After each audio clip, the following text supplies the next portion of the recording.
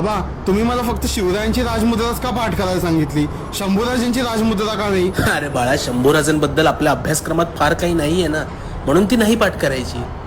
म्हणजे बाबा शंभूराजे महत्वाचे नाहीत का?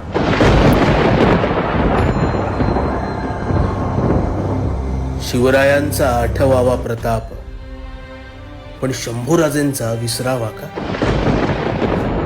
एक राजा देवस्थानी आणि दुसरा विस्मरणात जावा का? त्यांच्या जयंतीला लाखोंची गर्दी आणि यांच्या जयंतीची तारीखही विसरलो का? राजेंनी जिंकून आमचा धर्म वाचवला, पण आम्ही त्यांचा इतिहास वाचवण्यात हरलो का? जय जिजाऊ, जय शिवराय हे एवढेच बोलून थांबतो का? शिवराय सांगितल्यावर बाप मुलाला कधी शंभूराजे सांगतो का?